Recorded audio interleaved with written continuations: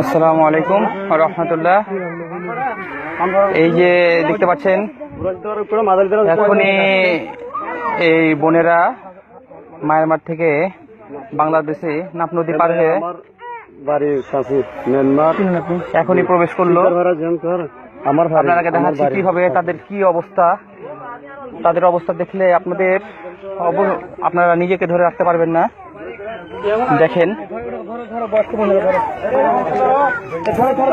কি করুণ পরিণতি। আল্লাহ তাআলা যেন এদেরকে হেফাজত করেন। আল্লাহু আকবার,